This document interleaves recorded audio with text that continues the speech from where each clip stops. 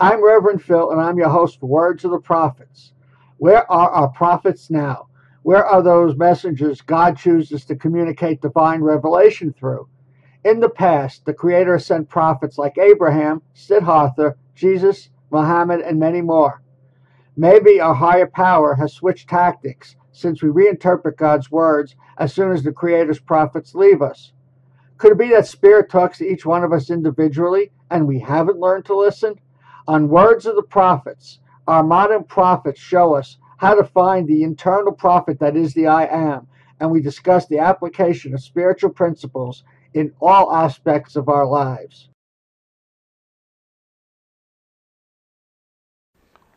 Love and light, everybody. I'm Reverend Phil, and I'm your host for Words of the Prophets. And today, as has been with me since the beginning, but we'll not go much further, we'll talk about that later, sitting on the far right is my good buddy and friend, John Monroe Castle. Hi, John. Hi, John. It's good to see you again, Phil, and happy belated birthday. Isn't it nice to turn 17 finally? Yes. Yeah. Now I can legally drink or something. I don't know. I don't know.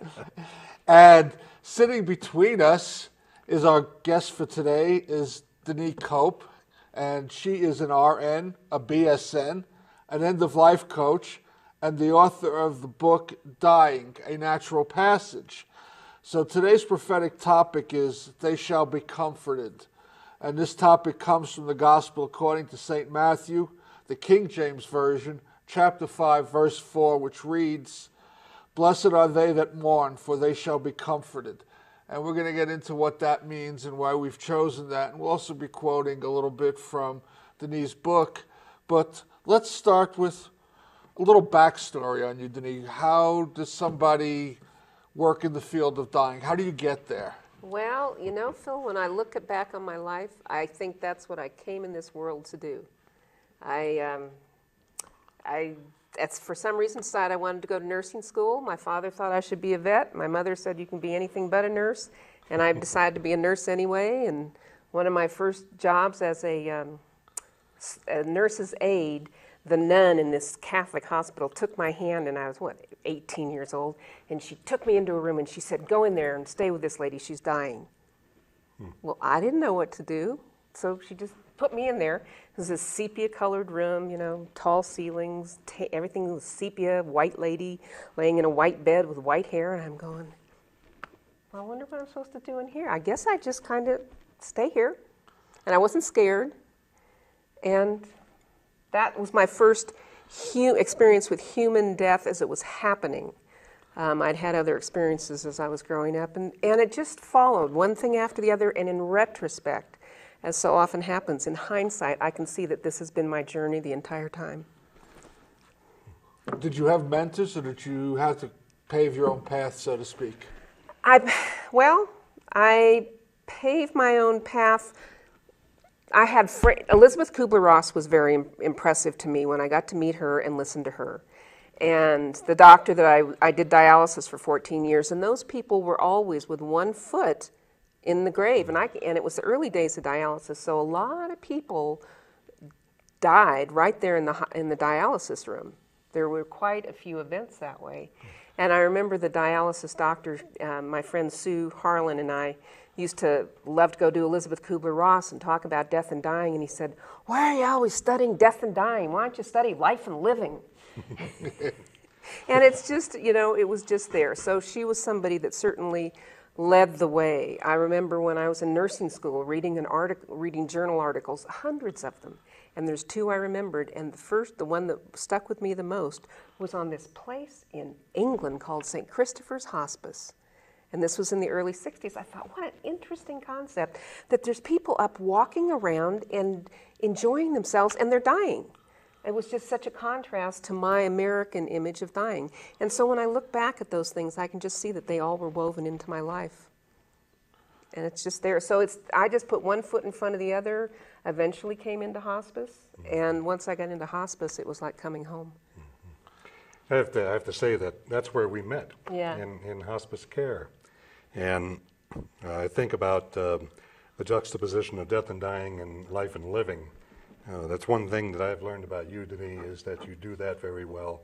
There is no distinction between death and dying and life and living in your expression. It is all part and parcel of this thing that we call life. It's very, very true. Yeah. It's very, very true. And one of the things I did learn and have learned doing this work is that at the end of life, life is so rich and so full, and people don't think of that. But it is so true. People don't have time for baloney and malarkey anymore. They just want to be authentic and interested. I kept it clean.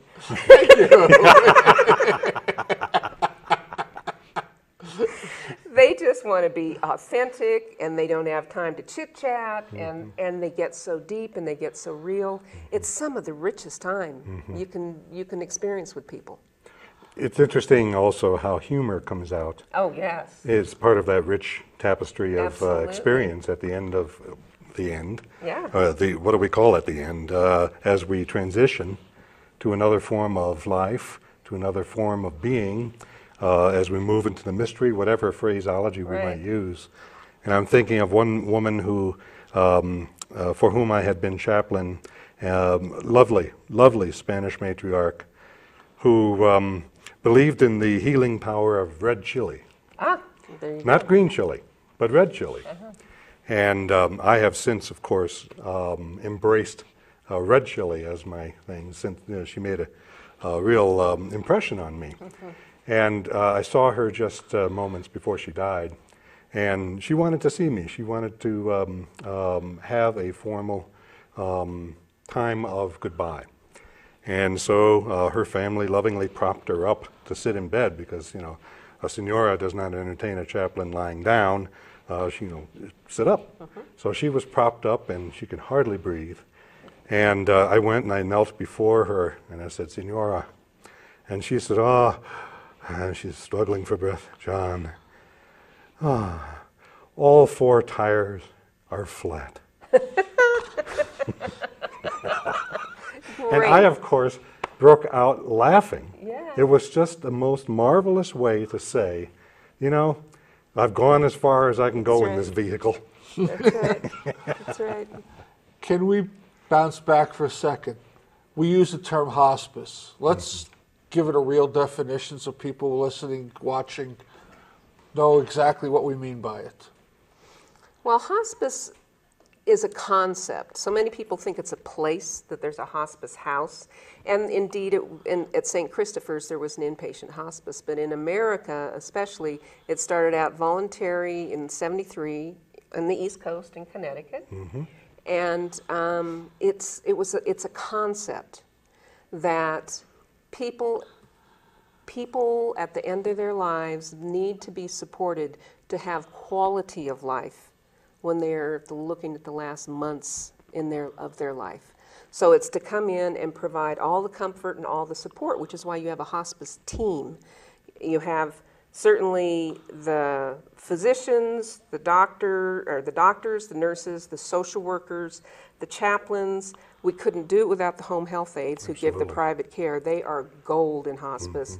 And you cannot do good hospice without the volunteers. So you've got volunteers who can go in for extended lengths of time, rather than the hour nurse visit or the hour social work visit or the hour home health visit.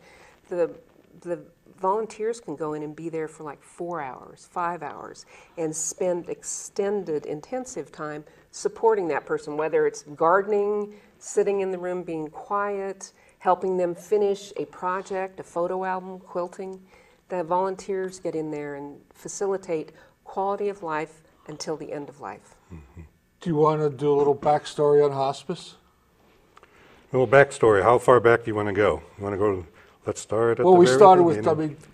Dr. Ross. So I mean, Oh, we go farther back We than go that. much further back than that. In fact, the word hospice comes from the Latin hospes, Hospes, and it shares the same root with hospitality. And being hospitable meant that you were extending yourself for the care and service of another. And hospice originally started as in Western Europe anyway, around 1000 AD in this era. And it was created as a place and an experience where those who needed care would receive treatment along the roadside, in monasteries and nunneries. Usually it was women, either in the monasteries or wives of the wealthy, who would dedicate their lives to taking care of people. And sometimes these people were on their way to the Crusades, and sometimes they were on their way back from the Crusades, and they needed ministration, they needed health and healing. And so hospices existed wherever people extended that hospitality and healing.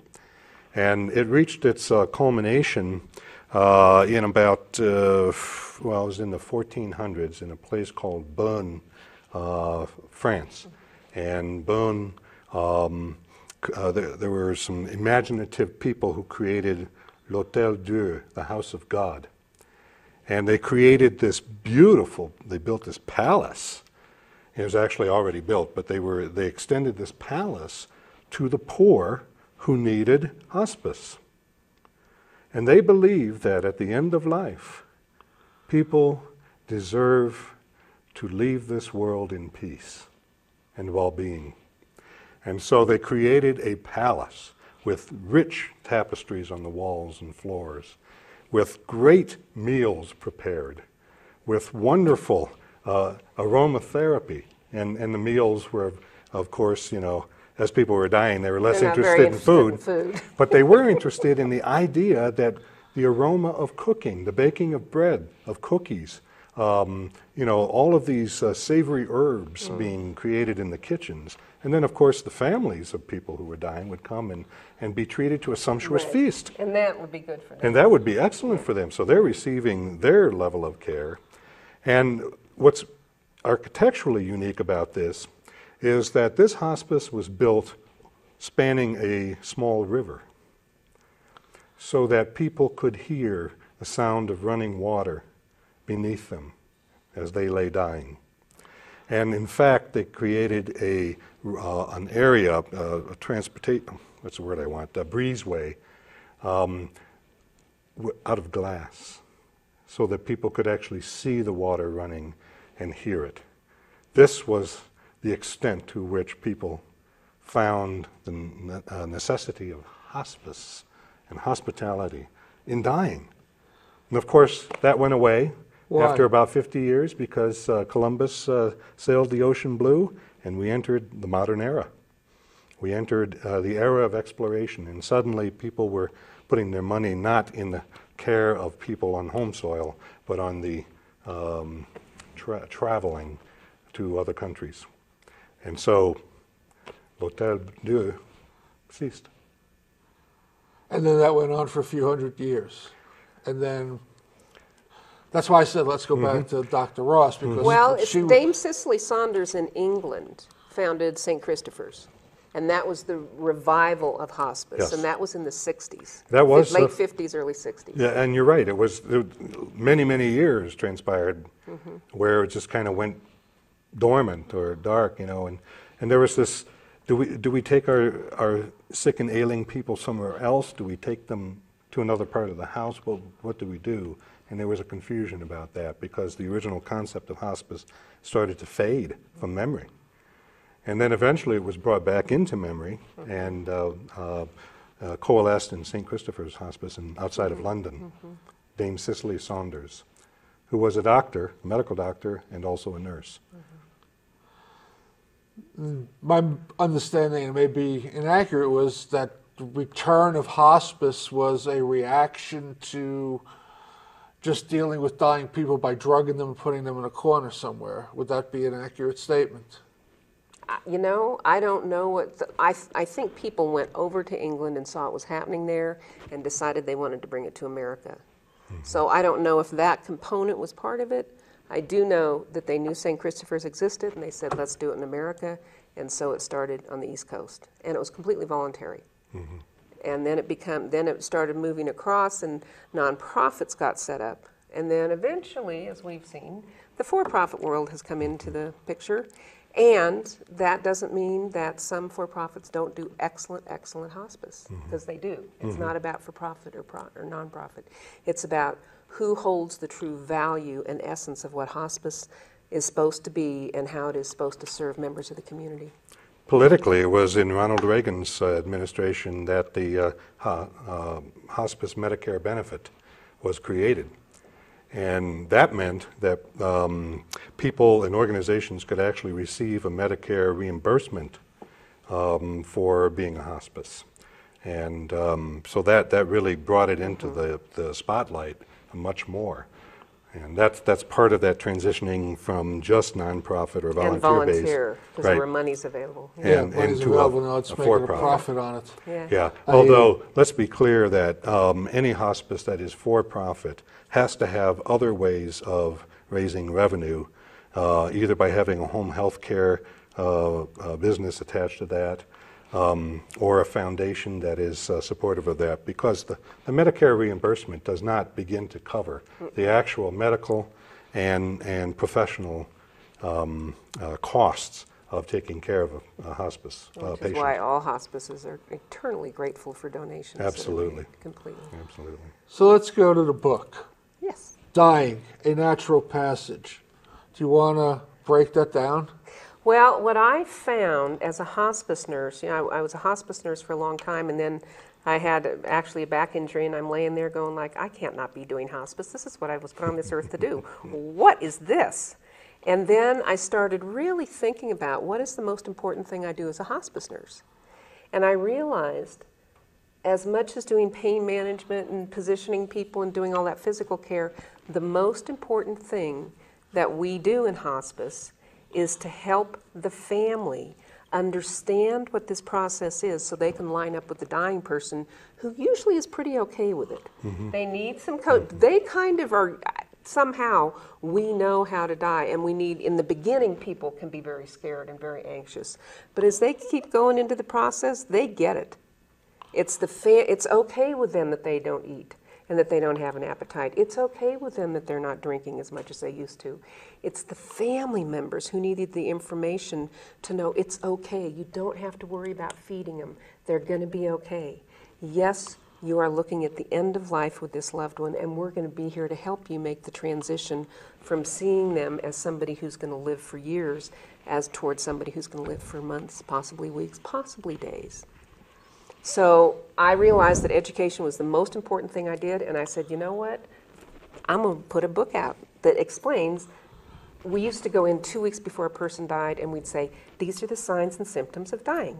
Well, they'd already gone through 20,000 of the steps. And I'm going like, this doesn't work. We need to know. We were talking about this early. You know, it used to be that pregnancy and birth was not acknowledged in our society. And then I talked about how I Love Lucy had her baby, and then pretty soon we started talking about the birthing process and, you know, the fact that women are pregnant, and then we got to see them be pregnant, and we found out that the water broke, and it became an integrated part of our body of knowledge in Western culture. The dying process and the steps in the dying process have yet to be integrated into our body of cultural knowledge. And that's what I am hoping comes from this book, is that people start to understand the steps of dying and become as familiar with them as we are with the steps of pregnancy and birth. And in fact, what I found out, and what a lot of people know, is that the dying process actually parallels pregnancy and birth. So that there's a pregnancy to dying, and that's marked by changes in the appetite and changes in relationship to the world and a kind of going inside. And then there's the labor, which is marked by rhythmic changes in the breath rather than in the uterus. And then there's this transition phase, and then there's the deathing instead of the birthing. So it's very predictable. You look like you have something you want to read. I know. You can see me You've over been here. chomping on the book here. This book is such a remarkable book. It is a small book in terms of its form, but it is so readable and so ingestible. You can take the information and apply it immediately inside us And there are a few things that stick out. And if I may I, do I have your permission to read from your book? You have my permission, John. At the beginning of the introduction in Denis' book, Dying a Natural Passage, you quote Morris Schwartz. And it says, death ends a life, not a relationship. And that's a very important distinction in everything that we've been talking about this far. Yes, we know that there is a cessation to what we call life. There's an irrevocable end, vital functions, if we just want to look at it that way. And that has absolutely nothing to do with the relational aspect of it. The relationship goes on. Yeah. I can think of people who are long dead, and as soon as I think of them, they're right there, and I can think of the lessons and everything. Before you read, I love that. On Amy Goodman, Democracy Now! The other day, they were talking about Frank McCourt. And they were yes, it was so beautiful. And they were interviewing his brother. I forget this is an unusual first name. And he said, Malachi. Yes, very good. Yes. And he said, in Ireland, we don't consider death as fatal. He said, the people live on in our stories and our song. Death is not fatal. I love that. Oh, yes. Yeah. Well, let me pop in here for a second. You're talking about living on in story, and we're going to let you read. I'm sorry I interrupted I'm going to pout. I'm going to pout. How does hospice have to address just the physical aspects? Do we address the spiritual aspects, regardless of what those spiritual aspects are? Yep. So you have to be versed in, if somebody says, I want to be guided through the tunnel to the light and see my... They don't ask for that, but if they did, we'd do that. Okay. They might ask for, they might, for instance, say to me, Chaplain, do you know anything about this tunnel of light that I might or might not be seeing? What's that like? And it's an excellent invitation to talk about the imagery that might make sense to this person, that might make sense to me, and then, of course, we're in that relationship about those spiritual matters. So you have to be prepared to deal with somebody who says, this is it, I've got one life to live, I've just lived it, this is the end of it, what happens to me, as opposed to also dealing with the other extreme, which is, I'm an eternal spirit, I'm going to live forever, so prepare me for that journey. Right. Absolutely. So and everything else that comes in between. There was one woman who said, I don't believe in God, but I better get right with him just in case I'm wrong. So it's, it's the whole gamut. It is. And although there is a professional capacity for chaplains who have to be by training, interfaith, ecumenical, well-read, understanding of many different traditions and valuing those traditions, not just tolerant, but valuing them. But also anybody in the team, from the volunteer, the medical director, the case managing RN, all these people have to be ready at any time to explore, to sit with somebody who raises a particularly spiritual care issue. Now sometimes they take care of it right there and then by entering into a dialogue or talking with a family member. Sometimes they say, this sounds like a great opportunity for me to give the chaplain a call or the spiritual care coordinator a call and see if she or he might be able to come over and continue this conversation. Yeah. So we're all in this together as a team, and spirituality is always a part of it. For both the person who is dying and the family. And for the caregivers. And the caregivers too, yes. And for the professional caregivers, the hospice people. We have grown leaps and bounds in our work because, those whom we have served us and been our teachers. How do the two of you decompress, so to speak, from every time somebody dies on you, so to speak, which is what you're doing? I mean, you're in there, they're going to die. Yeah. What I say when I'm teaching and doing workshops is that As a hospice nurse, I really come to love all of my patients. There are about 5% of them that I fall in love with. You know, there's just that special bond and relationship. And when those people die, then I have to grieve. But my grief is never as deep as the family members. You know, they always look at us and say, how can you do this work? It's so heavy. And I go, but I don't have, this isn't my family member. This isn't a lifetime relationship.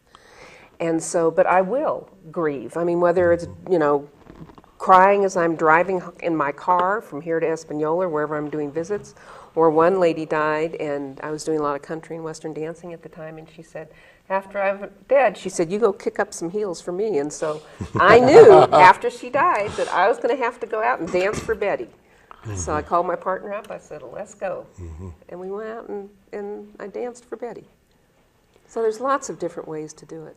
And we also build that into the professional hospice environment by having regular team meetings where people have an opportunity to speak to the way we feel as well as what we're thinking as we feel the sadnesses and the transitions happening. So we can decompress, as you put it, together at times. And sometimes it's a matter of running around and screaming in the woods. You know. It's all of that. It's all of that. So what were you going to read, Mr. John? I don't know. Is Phil going to let me read yet? Okay. Okay. Thank you, Phil. Well, this is going back to what we were talking about, the idea of pregnancy, labor, and birth, or living in life with paralleling that with death and dying. Denis writes here on page 1 of the introduction, "We, the living, which we all are until we take our last breath, owe it to ourselves, our loved ones, and our society to learn about the process of dying.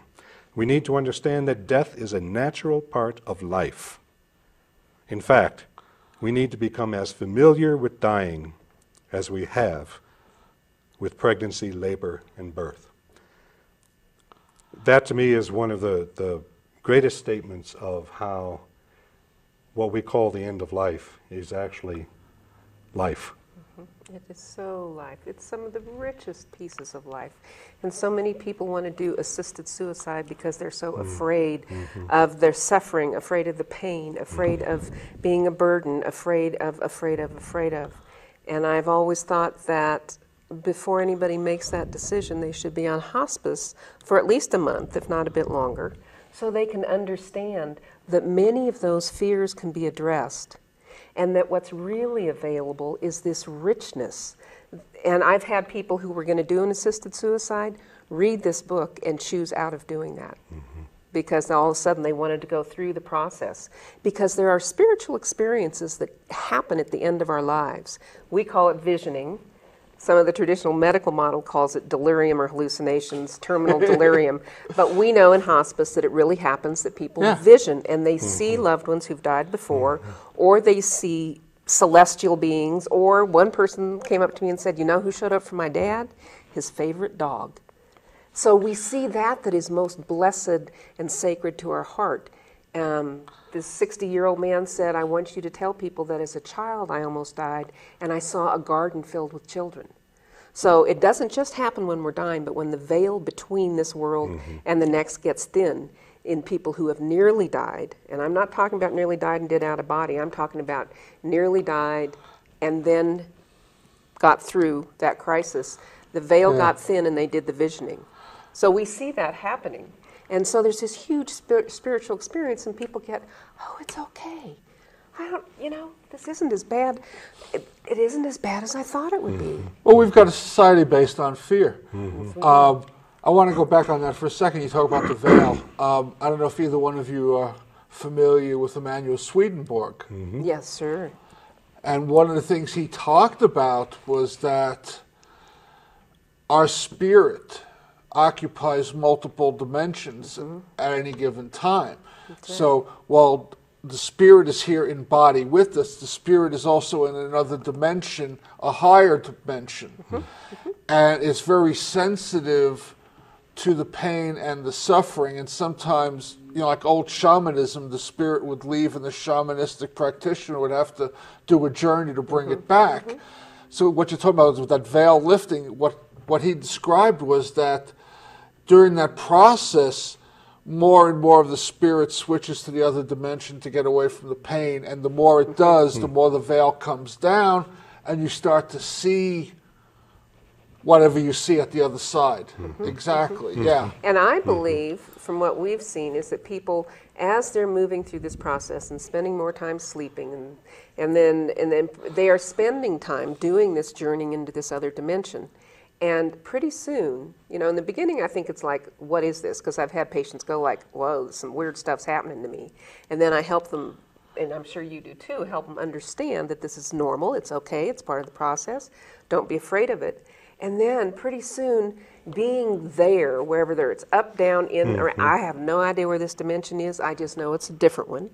And they get so comfortable there that almost is more comfortable than this one. The disconnect from the pain and the suffering, which is why the spirits don't want to come back to the body. Or the limitations of the physical body. I mean, people who at the end of life who are hard of hearing can hear. I've seen people with Alzheimer's, not all people with Alzheimer's, but many clear cognitively and be able to carry on a completely lucid conversation.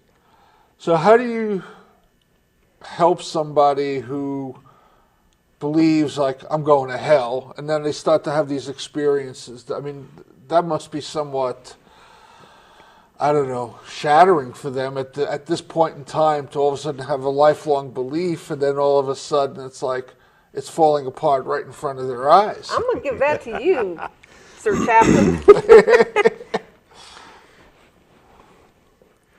I'm thinking of a patient that I did not know well, but knew briefly, who was a biker. And he was a happy biker. And he was actively dying. And I remember him for his quote. He said, I hear there's a great party in hell, and I plan on going there. And, that was his way in his biker parlance to say, if that's where it is, that's where I'll be. That's the way I live my life. That's the way I'm going to live my death. And if whatever there is afterwards, I'm going into it. And what's interesting to me is that he really believed, as many people come to believe, in this statement, this quote that you use in your book from Ram Dass, dying is absolutely safe. Dying is absolutely safe. What a beautiful quote. Yeah, Isn't that terrific? Yeah. And if it's safe, then we can go there. Now, I frankly believe that, to quote a 104-year-old wonderful woman in my life years ago, I know heaven's my home.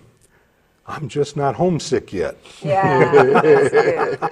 Well, and John, I had another, it was very interesting, this gentleman, he and his wife were married. Now, they had been married for 40 years, and it was either one day or 1 hour after they got married. They both decided it was the hugest mistake they'd made in their life, but they stayed married. They stayed married, and they hated each other during that time. And when we came into that home, it was so painful to watch the two of them. She would have nothing to do with him. She had Hospice come in and hire private caregivers because she didn't want him in a nursing home. She would go out and go bowling and get her hair done and see her therapist, and she had nothing to do with him. He laid in the back room and clearly had the sense that he had been evil because when I went to his memorial service, all these passages about the sinner and the wretched person, I had never heard such dark passages pulled from the Bible, and he had pre-written this before he died. So he saw himself as this. What was fascinating is 24 to 48 hours before he died, the wife started coming into the room, and she found she could sit with him. Now, evidently, he had been very wounded in his life, had been very angry and abusive, and there was a real reason for this stuff. In the end, all of that got lifted. She was able to sit in the room with him for the last 24 to 48 hours. It was the most sacred passing that one could ever want. And the daughters, I was away for Thanksgiving, and the daughters, when I came back, I went to visit the family, and the daughters who were out of town were in the home with the mother, and they said, I don't know what you all in hospice did, but this is not the same house that we grew up in. And the whole energy in the home had been transformed during whatever sacred energy came in at the end of life for this man who believed he was nothing but evil. So it's always available for transformation. Yes. It's always available. That's the Yes. richness of dying, is there can be this transformation on the turn of a dime. Which is why the spiritual principle for today is, blessed are those who mourn, for they shall be comforted. That's a promise. Let's develop that a little bit more. That was my next topic. Why did we choose that as our prophetic topic today? And I say we, actually, John, you chose that. Mm-hmm. So I did, because I have been so convinced of the fact that, and it is a fact for me, that when I open myself up to grief, to acknowledge, grief means the acknowledgement of loss. When I open myself to those things that I feel I have lost, then I have opened myself to be comforted. If I say I didn't lose anything, oh, that's just the way it is, that's the way the cookie crumbles, I'm not opening myself for that soothing, for that pastoral ministering to my soul. I'm not opening myself to my friends who don't know how to help me grieve sometimes. And the healing capacities of the body. And my own self. That's right. Physical self, spiritual self. Blessed means happy. Happy are those who mourn, because then they shall be open for the comforting that comes by allowing themselves to mourn. One of the things that they have found, and Larry Dawsey, I love this, mentions this in his book, is the book, The Extraordinary Healing Power of Ordinary Things, is the healing of tears. And I had told him this old Jewish saying that I had heard, that tears are for the soul what a shower is for the body. And what he had written about in his book is that it has been proven scientifically that tears are detoxifying. They've actually analyzed tears. Now, onion tears, no detoxification of the body. But emotional tears actually detoxify the body. So you're actually giving yourself a mini spa every time you allow yourself to truly grieve. And for those who are going through the, what we call the dying process, to open themselves up to that loss is to then prepare themselves for the gain that comes, so that it ceases. At some point there's this transition from losing energy, losing thinking, losing spirituality, it's all going away, to look what's coming, look what's happening. Yeah. Look at these people who are suddenly coming to my bedside in body and in spirit, who weren't there before. Look at these healings that can happen in a family where people have not talked with each other.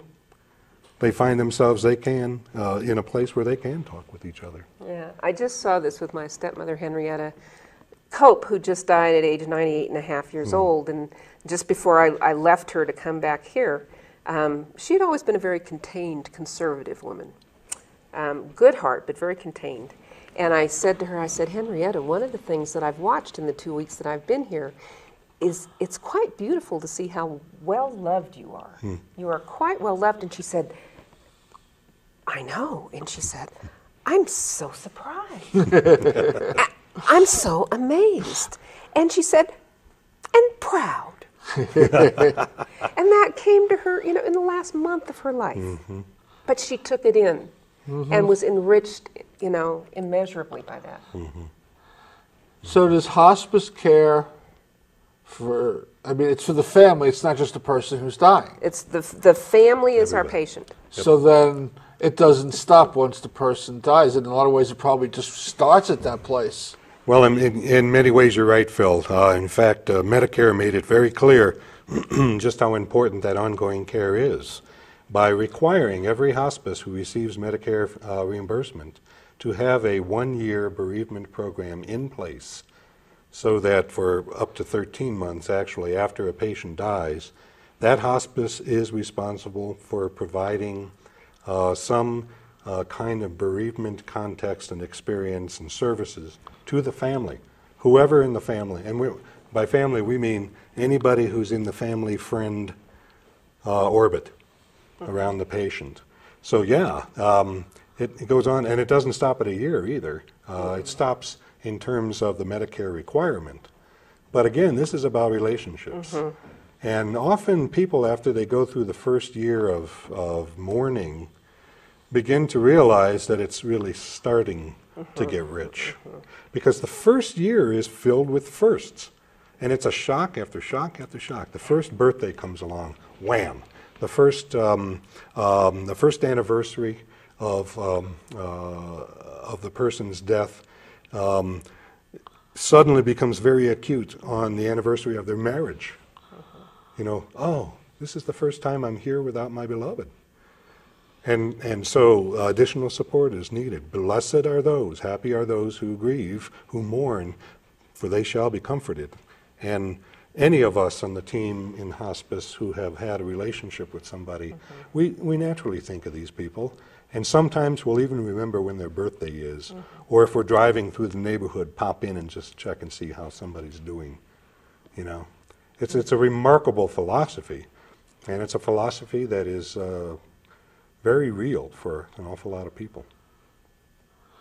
Well, I mean, what I hear you talking about is basically, for both the dying person and the family, is getting rid of all these false ideas and adding dignity and grace to this process. That's right. And normalization. I had one fellow was given my book by Hospice, Hank, and he ended up buying 4 more from me because I wasn't working for them at this point. Then he ended up buying 15 more, and he gave all 20 away as a going away present to let the friends and family know that dying wasn't so bad. You mean, what a gift. Yeah. What a gift. It's like, it's okay. It's okay. And he said the biggest relief he got from reading that book is it was okay that he was not eating.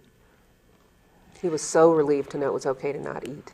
In fact, as you know better than I, if somebody has changed their relationship to food, as you put it, and is no longer interested in taking in nourishment because of where he or she is in the process of dying, to somehow force that person to eat, to force the nutrition into a body that's trying not to be. That's shutting down. It can't metabolize the food anymore. And that can actually create bloating problems. It can create discomfort, Well, nausea. It's terrible. Yeah. So you could wind up with situations where the person who's dying is like, I'm ready. Yeah. And the family is like, I don't want to let go. Yeah. Exactly. I had one lady, Exactly. the whole family had not wanted to let go for months and months and months. And then finally she got that she was really toward the end of her life. And I went to see her because everybody had been hysterical every time that point had come. And I walked in and I said, and I expected to see this hysterical woman in the bed. I said, Mary, and she was so peaceful. And I said, Mary, how are you doing? She said, don't tell my hitos. I'll be upset. But I'm ready to go and be with my Lord. And she had the rosary playing, and she had her rosary in her hand, and the Holy Family and a little statuette and this. And she was at total peace. It was the first time I'd seen her at peace. 3 weeks later, she died. And they had to get used to it because she was way ready. And then they had to make the transition from everybody looking at life and don't leave and don't go. And then all of a sudden she's like, oh man, I'm so ready to go. And then they had to get on the same page with her. It's that remarkable tension between letting go and holding on. Yeah. And that's a life lesson, isn't it? Letting go and holding on. It's the proverbial river. Do you hold on to the banks and fight the current, or do you let yourself go? And certainly not every experience of dying is wrapped in the kind of love that we're talking about. That's right. And so I'm sure that's not what we're trying to convey here. No. that everybody's dying and death is as lovely as it can be. It is, however, something we will continually work for as long as we are in this earth. Well, you know, and I look at it again like pregnancy and birth. Pregnancies run all the way from the baby comes out in an hour to somebody's in labor for 42 hours and then has to have a C-section. It can be very complicated, it can be very tragic, it can be very peaceful and very quick, and it can be everything in between. Not one of us on this earth had the same birth. And not one of us on this earth is going to have the same death. And it's going to run the gamut of levels of comfort. But it is always a sacred experience. Is there any statistics as to, I don't know, what percentage of people dying are actually using hospice? Has that increased over since, last 10, 15, 20 years? Yes. I don't know the exact numbers. I think it's up from 20% to 35%. I'm just answering the question you give me. Yeah. That was a yes or no question. I It know used to that, be yes. 85% of the people died in the hospital, and now I think it's increased the number. I know it's increased the number of people using hospice. There's no doubt about it. Unfortunately, there is still the higher percentage of people who want to die at home or dying in the hospital. Yeah. And that's a fact. Yeah. Fortunately, at St. Vincent's, Christus St. Vincent's, we have what is the care and comfort room, and we have staff there that no matter what room the person's in, know how to be with them in dying, and there is support for them in the hospital. But it certainly has a long way to go as far as being acknowledged that it's a natural process, let's get lined up with it, and let's support it rather than trying to keep people alive. Do drugs that deal with pain interfere with the process? You know, that question comes up a lot. And I don't actually know because I haven't been in the dying process. So I don't really know. I do know that some people who are dying choose to cut back on their pain medications because they want to be clear in their mind. Other people need to have their pain well managed so that they, with the pain relief, then they can go on about dying. This one woman, her friend was trying to keep her from having all these narcotics, and she said, will you keep her out of here? I need that pain medication. The pain holds me in my body. So she really needed to have the pain relieved. So often people are given morphine and then they die and everybody thinks the morphine killed them. No, it's the relief of pain that let them get out of their body. Morphine is Can actually... you elaborate on that a little bit more? I mean, Yeah. that's an interesting concept, the relief of pain. You would think would hold somebody here instead of letting them go. No, pain holds us in our body because we're caught up with the physical. Once we are comfortable in our body, then we can transition. And I have seen this over and over that people, one person was, she hadn't had any fluids, she was fine, she was in the hospital, and then the doctor came up and he said, oh God, she doesn't have enough, she needs more fluids, my God, we don't want her dehydrated. Well, she was dying, she didn't need the fluids. So I walked in, she was uncomfortable, it had brought her back in her body. What happens when we don't eat and drink like you and I eat and drink? We go into an acidotic state, which is like a spiritual state. We go into the state of fasting. So think about, why do people fast? A lot of times it's for purification and cleansing, but it's also to enhance spiritual experiences.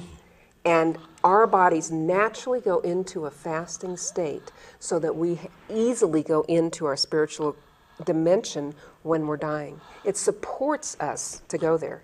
So within certain parameters, we could actually control when we die. Oh, my experience is most of the time we choose our time of death. So it could be anything from waiting for a loved one to be present to, like you're saying, getting rid of the pain or having, And I have also watched people beg to get out of their body for months and not be able to do it. I've watched little mama was perfectly well at 12 o'clock at night. She had said goodbye to her family at 10 o'clock. They said, don't say goodbye, little mama, say goodnight. She got a diagnosis that day of lung cancer, but she was still quite fine. At midnight, she was fine. At 12:30, she was dead. Now, how did she get out of her body? I have no idea. And I've watched other people hold on or struggle to get out of their body. Poor Henrietta prayed to get out of her body a month and a half ago, and it took her 2 months. That's the greatest mystery, Phil, of when is our time of death and what is it about? Why can some people get out easy and others can't? And people can be in no pain, have no reason. I mean, Henrietta wasn't in pain. She had broken her hip. The hip was fixed. She was just laying in the bed waiting to die. She had no discomfort. She just wasn't dying yet. What are the tumblers that have to fall in right. place?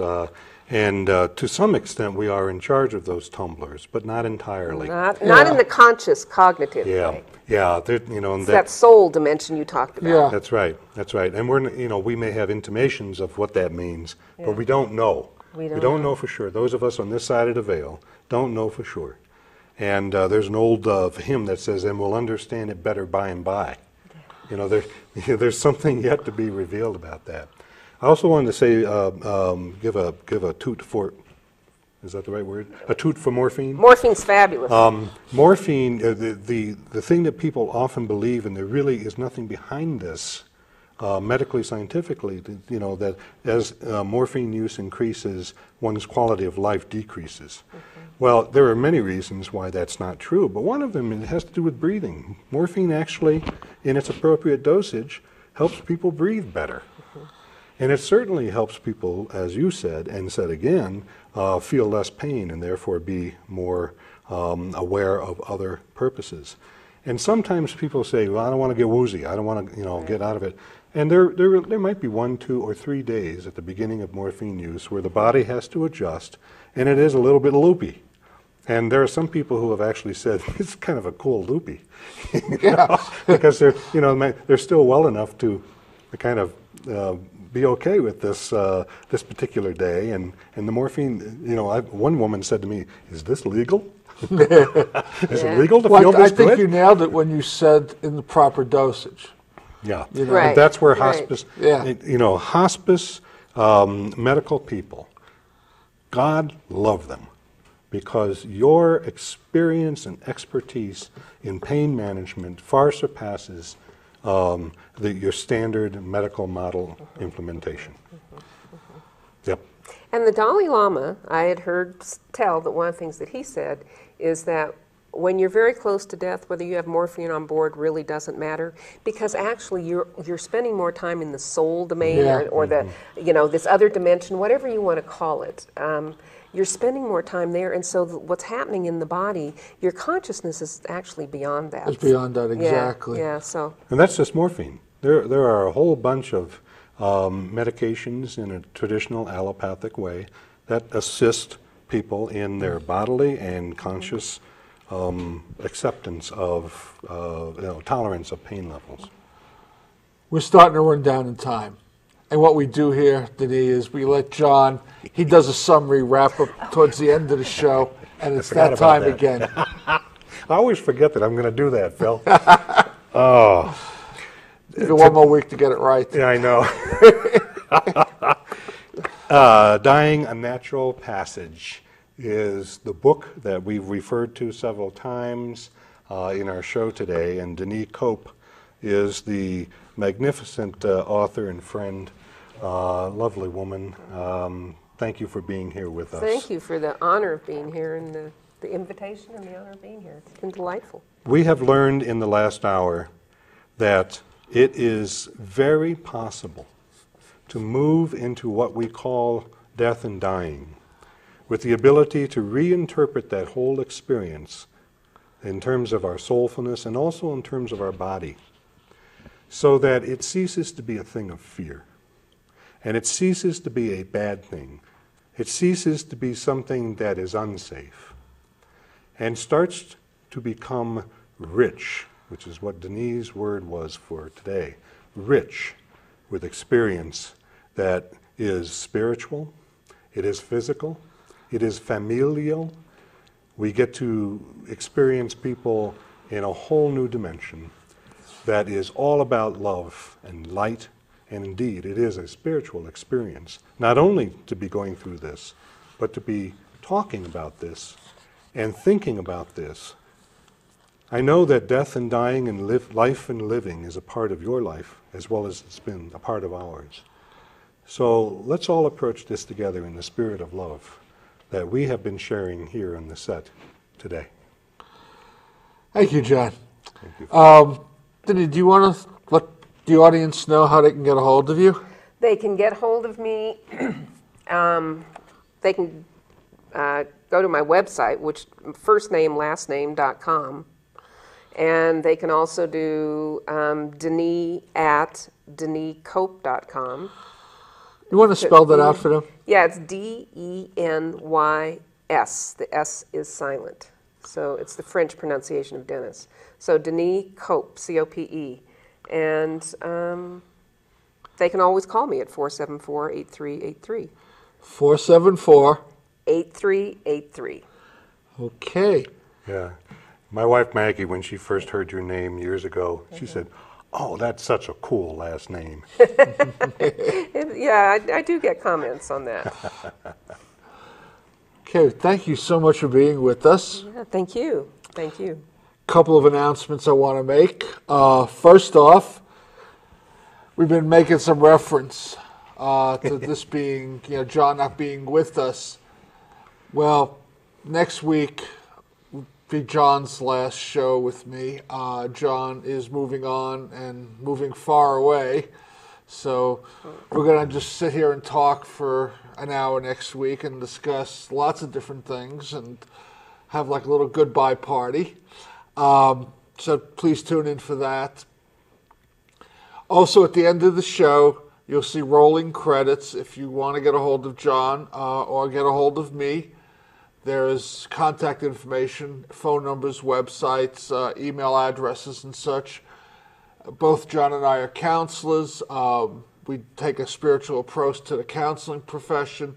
So if you think that there's something that one of us might be able to help you with, feel free to contact us.